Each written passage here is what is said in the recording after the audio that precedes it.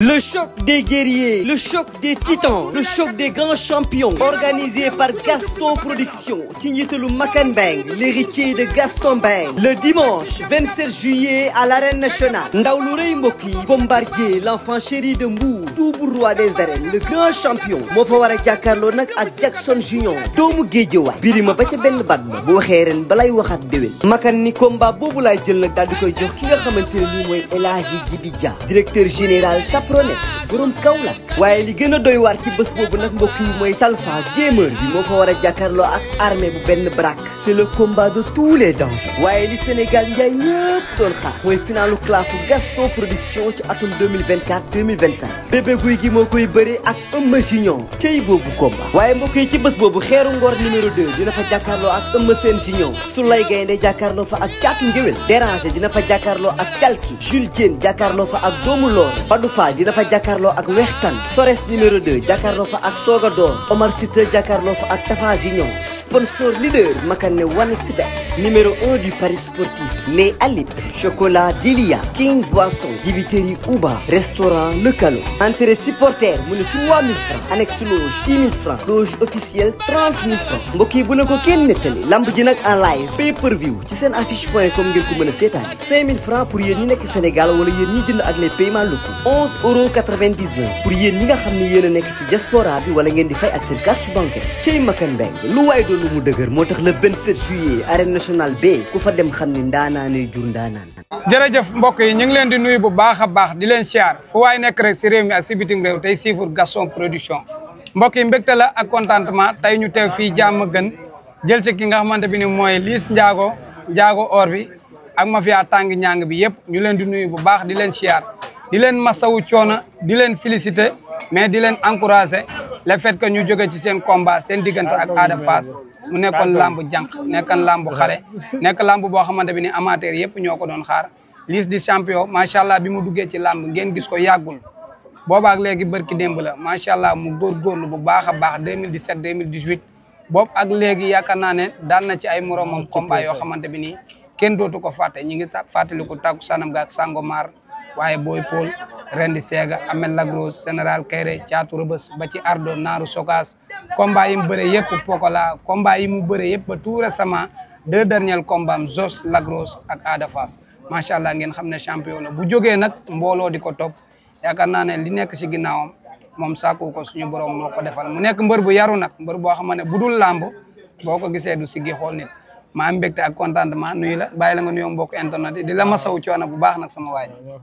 ginnaaw bañ sant yàlla sant Yeesu Kirista ñu am sel ñu nuyu ñëpp di nuyu àdduna di nuyu képp ku bëgg Liss Ndiago rek ak diaspora di nuyu suñu yaay Paul bu rafet ak mami borom France ak Koumba Dieng borom Angleterre di nuyu bébé Jamo bu baax di nuyu Sali borom mafia yi waaw di nuyu ñëpp di nuyu képp ku bëgg Liss Ndiago rek ay Ahmed Lam Tooro waa Gambie bàyyi ma kenn quoi mafia tàng ñàng beeg ñëpp waaw mais alors ci loo nekk waaw maa ngi si jàmm rek yaa ngi noppalu waaw maa ngi noppalu waaw ndaka gan yi ñu ngi wàññeeku waaw gan yee ngi fi waaw di bëgg waat ñëpp ak ku nekk tamit doon bëgg Liss Ndiago rek foo mën di jóge waaw maa lay massa bu baax a baax waaw di la bëggee bu baax a baax a baax pour lim nag day jum ko waaw lan moo waral ngay am combat nit di jóge extérieur nit di jóge Gambie di ñëw di seetaan ci combat bi waaw mooy lu ma la rek tey loo yaakaar ne lan la waaw loolu yàlla la ko waaw waaw parce que tey ji maanaam mun naa ne ñun ay jaam yu xeebu lañ ko waaw voilà maanaam tey ji ñoom ñoo ñu gën ko waaw voilà mais nag di nga bëgg yàlla moo koy def si nit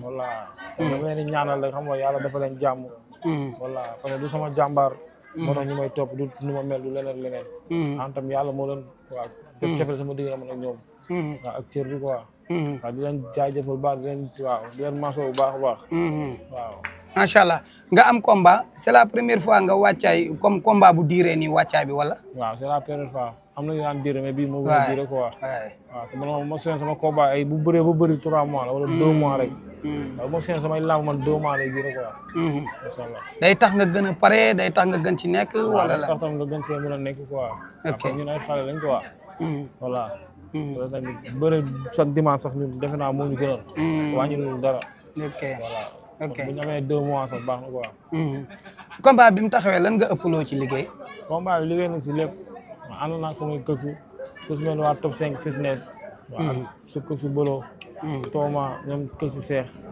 waaw ñoom Jees kër si Jees ay Demba ak Tigre ak waa écrit gàmmu si Kambaaw li ànd ak ñëpp liggéey quoi waaw liggéey comme lu ñu daan liggéey rek liggéey nañ lépp moom ok yow ak adversaire bi Ada Fass lan moo waral seen coow mel ni Balla Gaye Modou Lo avant lamb la après lamb sax instant macha allah jeu bi mi ngi calmé wu mais avant ngeen di am contrat lan moo waral leen coow li mais noonu la lamb la quoi parce que lamb xale la yaa ngi dégg lamb xale la te lamb boo xam ne nit ñi dañ ko soxla woon amateur yi ñëpp samay supporter ay supporter am keneen ak keneen ñëpp a ko soxla woon voilà te lamb coow la quoi mooy lu ma la wax rek suñu boo xool suñu génération waaw tey jii yàlla moo ñu def nu mu deful suñu morom quoi man ak moom voilà moo waral loolu quoi ok combat bi mu taxawee jot nga voyagé wala yaa ngi woon fii combat bi mu taxawee Gambie laa demoon ok demoon naa parce que man ñaari avance laa jëloon quoi waaw mu jëloon avance Lac Rose ak avance Ada Fass waaw mu génn si combat Lac Rose après Ada Fass mooy loolu ok am na solo Gambie lan moo tax mbëri lu ci bëri Gambie lan moo nekk Gambie waaw liggéey am na fa quoi kon liggéey bu am fii rek mais tey récupération bi quoi récupération bi fekk gañe noonu moo waral tamit ñuy dem Gambie quoi voilà am na liggéey quoi liggéey bu am fii rek moom foofu mais fii boo fi nekkee pour nga récupérer doon day métti quoi yaag booy ok voilà ok ban moment nga jekk saa yi xam ne fi mu ne nii booy bari nañ ci kër gi bu mu jógee entraînement pour dallu beeg yooyu noonu yaa ngi koy sentir say combat wala bii da cee raw sa combat yëpp parce que maanaam mooy waral toujours may génn dem di entraîner ji voilà parce que maa la ko wax léegi fii am na entraîner bu am Gambie voilà mais tey temps de récupération la voilà loolu moo tax quoi mooy waral ñuy dem Gambie di entraîner yi ñëwaat ok ñu ñëw ci signature yi est-ce que signature yi taxul Liss perte combat parce que dafa ñëw signature rek adversaire bi agressif maanaam man boo taxawee dama lay duma dox ci kawam def ko nu mbër mësul def Ada Fass maanaam ñëw dox ci kawam poñe ko nangam loolu lan moo ko waral lool. pourtant loolu mooy li nekk si man quoi te xam nga rek lamb xale la. mais daa woo ko def yeneen gars yi. waaw mais non lamb xale la quoi te dama daa nekkoon lamb yoo xam ne noonu la waroon demee quoi. ok voilà mais du li ma signature du loolu moo tax ñu daan ma wala affaire yooyu.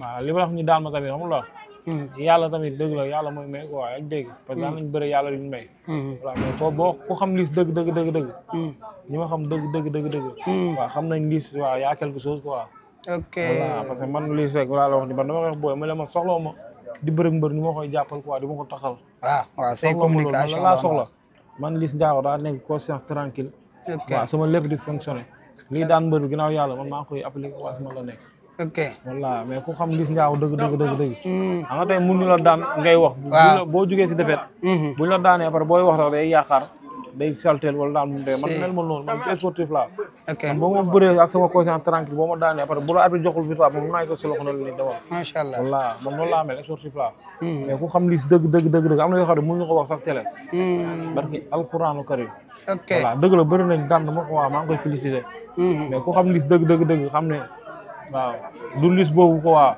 am na lu xew waaw du Liss boobu ok kon ñu sottee signature yi ñëw ci combat bi directement comme ni ñu ci duggee parce que dañu gis Liss ay combat am day am xeex day am bëree day jël temps day am stratégie mais combat bi xeexoo bëreewoo capoo soosoo mooy li ma la wax rek voilà xalaatan nga ne combat bi dina demee noonu xalaatan nga ngeen weccoo def ay affaire waaw bu mu la waxee dëgg rek man ma ànd ak sama conscience tranquille ok mel ni ma war a mel rek voilà bu ma ñëwee man ak moom keneen ku dul moom jour boobu noonu 10 combat mun naa la voilà mais maanaam mu ngi mel ni tey jii exemple nu mu la ko mën a waxee maanaam moom dafa baax sax wala boobu moom bu ko nekkoon tey jii daf may dóor ba samay mbokk ñëw jël sama si stade bi ba li ngay wax ni ci alxuraan du ma wax ay caaxaan quoi kon yow suuru lamb ji sonnoon nga de voilà man néew ma dégg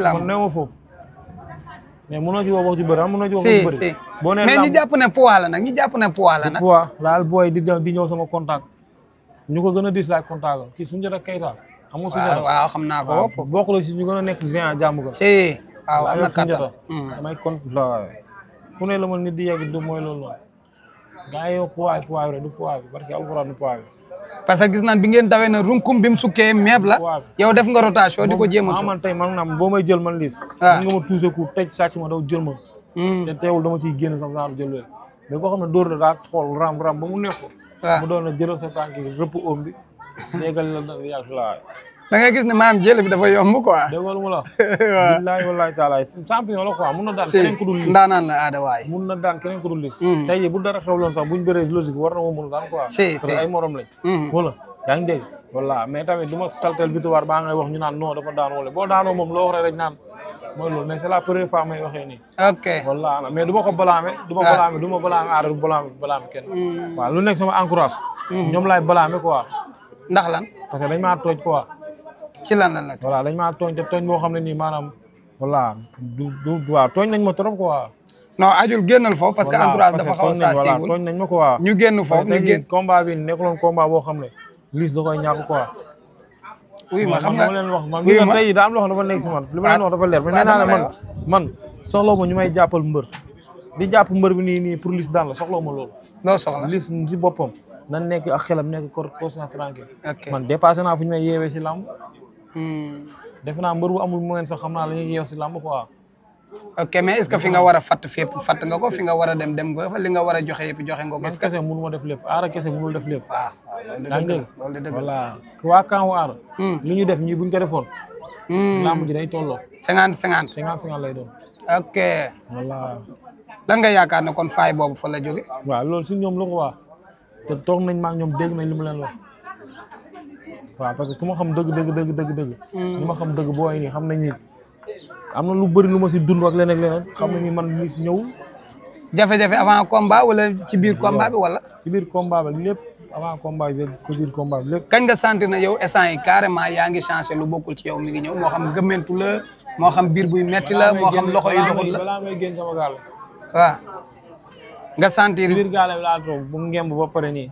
war a dem ñibbi toog di jooy yoonu alxuraan. jooy avant ngay dem. di jooy. ok. voilà parce que xam naa ni maanaam. tey moom xam naa ne du Liss quoi. ok. mais tey jii mënoo ñëw ba si bis bi. cey lamb. waaw di dund leneen ak leneen quoi. mais du ma ko waa Fass ba leen balaame dara. parce que loolu lamb ak loolu ñoo ànd. mais nag sama côté camp. ñooñu laay balaame quoi. ok. voilà moo yow tey jii man bu ma doon sa social yor say social. waaw. voilà bu ma la laajee nga bañ. après boo demee bu ñu la taxee après sa doo wax. donc parce que laaj naa la pour. xam naa sang sa yaram nga bañ. xam naa. voilà laajal nii dama boo ma laajee 100 francs dama lay jox 5000. exemple quoi. waaw pour nga libre.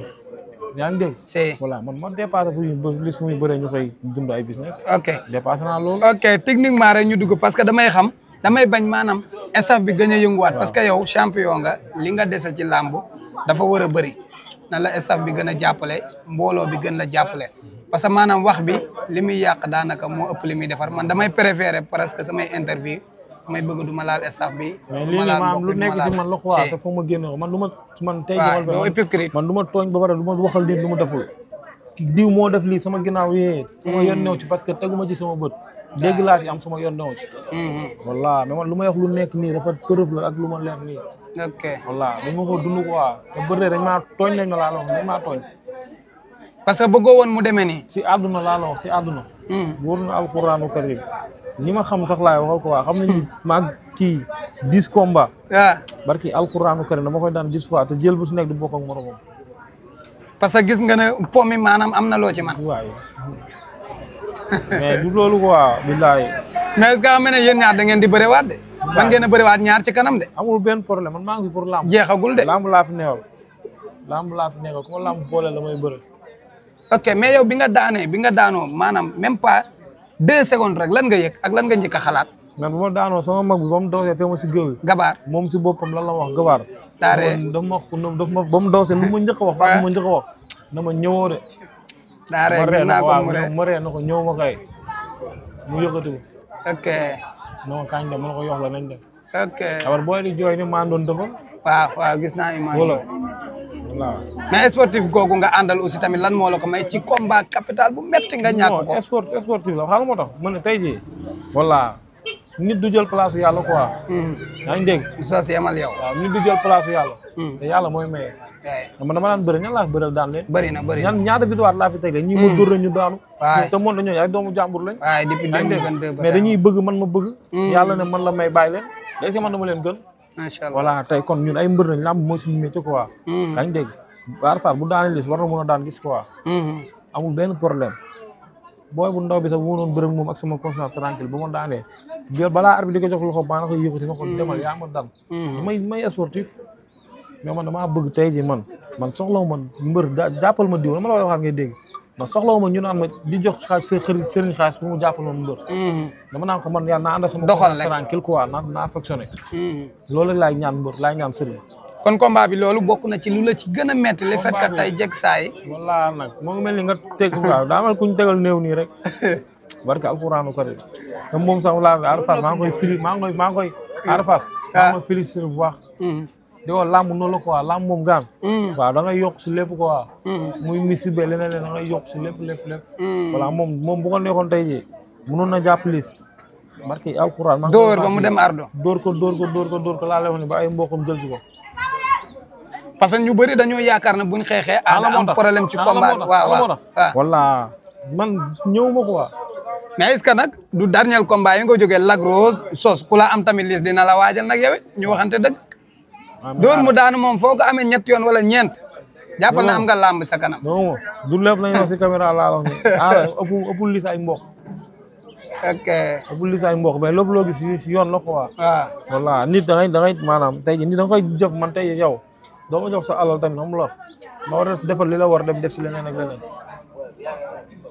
loolu de xaw naa day waar voilà man làmb laa am si tey jii man waay man ba ma li ngay wax yëpp maa ngi koy dégg maa la faalewul de li ngay wax yii ne dégg naa ko bu baax junj quoi mais tey jii xam la dama si jàll dem si leneen quoi mais làmb ji di ñëw laa bëgg a dégg voilà nga xam lis pare na si lii wala pare na si lee ok voilà loolu laa bëgg a dégg lan ngay wax Ada Fass le fait que moom mu taxaw ne moom daf la ñëwee parce que man Ada mi ma xam naa ne dafa am cofeel ci yow donte làmb la woon na làmb mooñ boole ñun dama wax ñun duñu ay noonu quoi làmb mooñ boole suñu liggéey la dañuy liggéey parce que tey ji làmb bu doon fukki dërëm lañ ci fay wala 100 francs ñun duñ ci dugg yaa ngi dégg voilà yaakaar si ak yaakaar dimbali si booy ak famille beeg yeneen ak yeneen moo tax ñu dugg si la ata man bu loon mbër wala liis du mbër aman tam liis du xam Ada Fass wala Ada Fass du xam liis dëgg la voilà ñun dañu ay dof yoo xam ne day si mbedd di xeex te fay ñun dañuy liggéey quoi nga wax ci lu muy bëri polémique bi lu muy bëri ma naan ko dama lay rey moom muy wax li ak li lépp daay suñu combat waaw te jar na si pour neexal la rek voilà mais man du ma criminaire moom du criminaire c'est vrai c'est vrai dama xaa yéene lu bon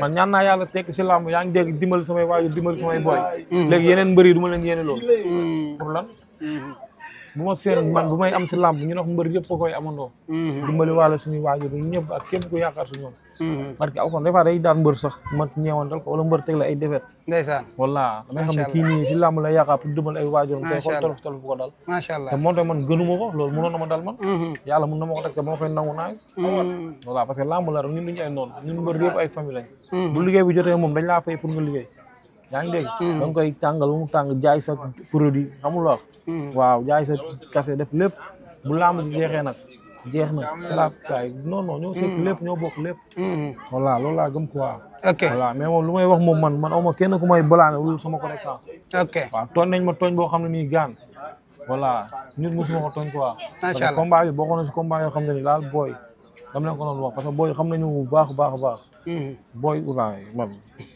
léegi bu ma àndee sama conscience tranquille rek waxuma la moom keneen ku dul moom dama lay. yoon yemul ci benn léegi jël naa sa frère démb Laurent Ndiago aussi tamit moom tamit yëkkati naa ay kàddu nee na mbër yi dem fee ak mbër yi dem fii Laurent jaaxal na ma nag Laurent wax na de. nee na dafa am yeneen mbër yoo xam ne bëri na nag waa ji ba pare di dem fële di jàpp ak ay booyu dëkk Grand Dakar xaw ma la man li ma wax lépp sax mënu ma ko jàpp. Grand Dakar lañ dëkk wala. waaw nee na am na boo yoo xam ne dañ koo tooñ. am na mbër bu bëreeg Ada ba pare dem di ko jàppale xaw ma la nag la. waaw yow bër moom bër ñoom la rek man laa gëm si làmb yow. waaw man gëmuma ni kii mooy dem di jàppale kii wala kii man loolu gëmuma si làmb. ok waaw li ma gëm mooy man ak yow la quoi. waay voilà àndal seen mbokk man la samay mbokk quoi voilà. léegi man lu may métti defe naa du pour at samay adversaire moo ma koy teg. ok voilà mais ñun sama ginnaaw quoi. ok léegi làmb ji jeex na Sam.